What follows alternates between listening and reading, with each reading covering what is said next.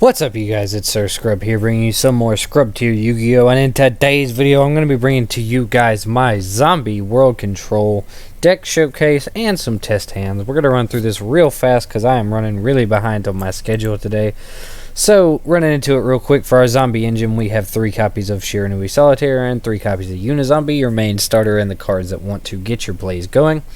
Everything else for the Zombie engine is a 2 of, 2 copies of Bloom, 2 copies of Bolon, 2 copies of Mizuki, 2 copies of Banshee, and 2 copies of Ballardroch.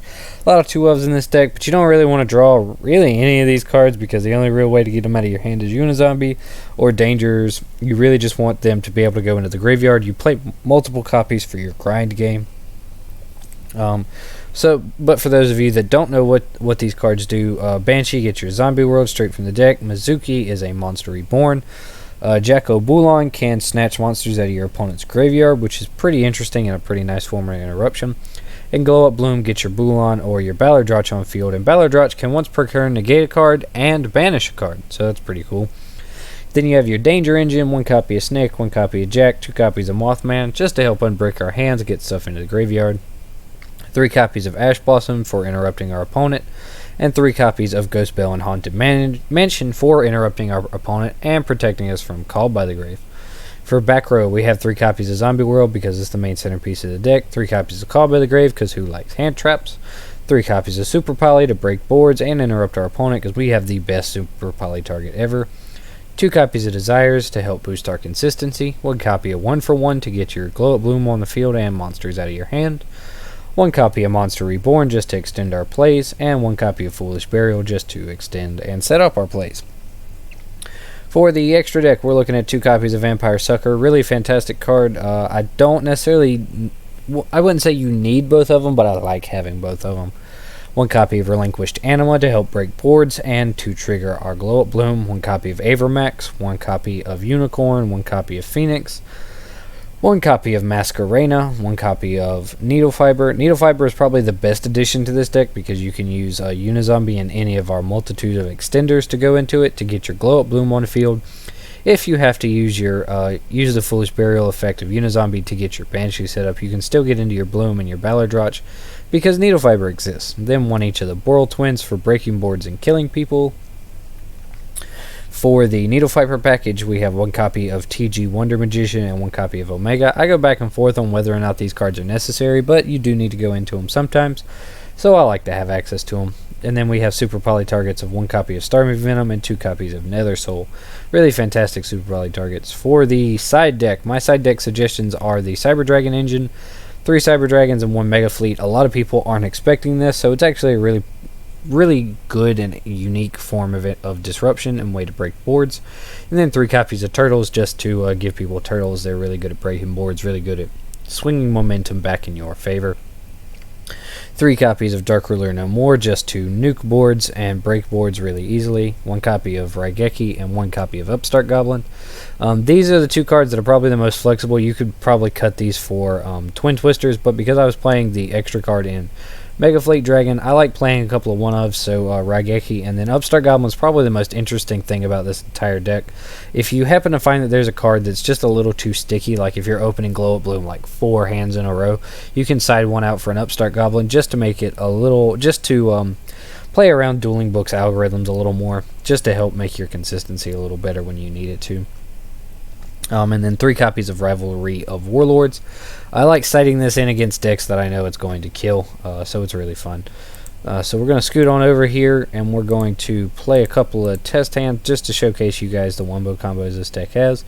And as you see right here, we open Solitaire, so that's going to get us into our Unizombie and basically allow us to pop off from there. So we're going to go ahead and use the Solitaire to get into the Unizombie.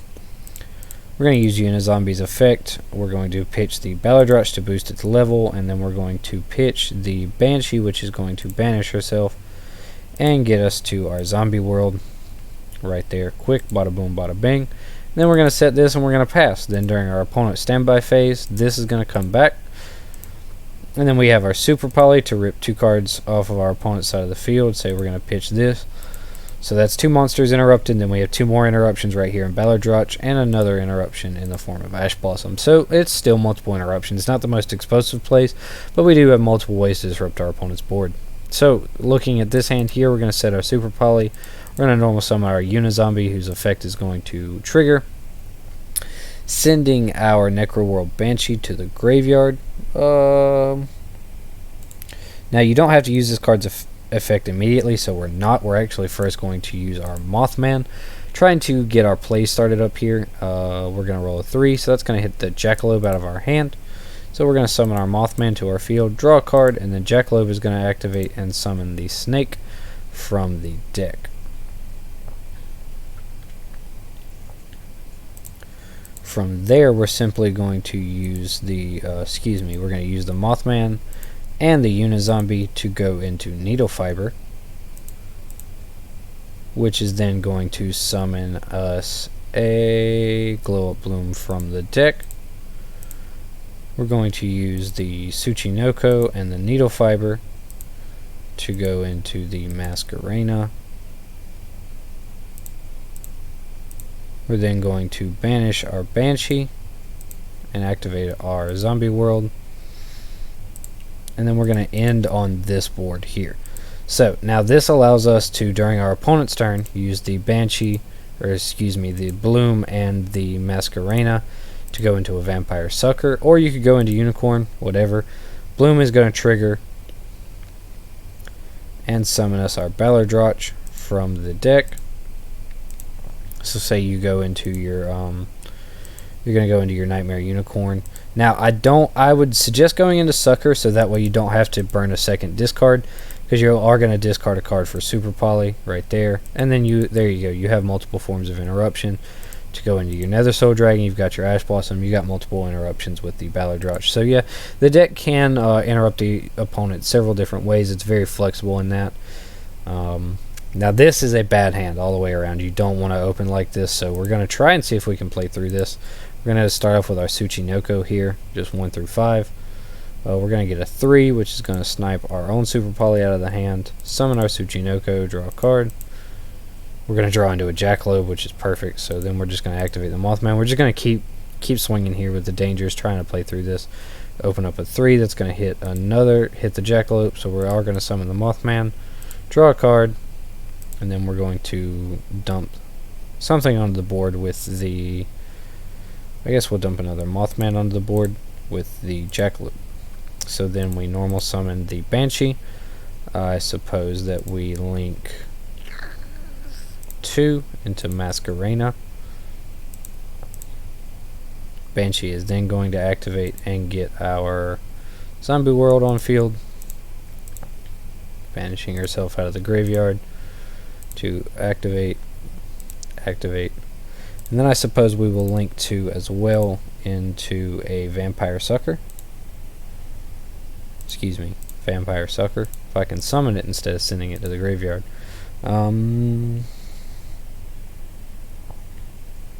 So yeah, it's not the best hand, but you do have the Super Poly and the Called by the Grave that you can use to disrupt your opponent. Not the best plays in the world. One last hand here. We did open up the Solitaire, so now we have the combo. We're just going to go ahead and normal summon the Solitaire, tribute itself to get us into our Unizombie, which we are then going to use the Unizombie to pitch the Glow Up, the Necroworld Banshee. We're going to set 2 cards. Well, actually, we don't even have to do that. We can just use the Monster Reborn to revive the Banshee. We just link into a Needle Fiber,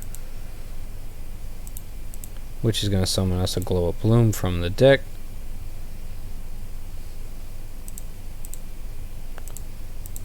We banish our Banshee, we get our Zombie World.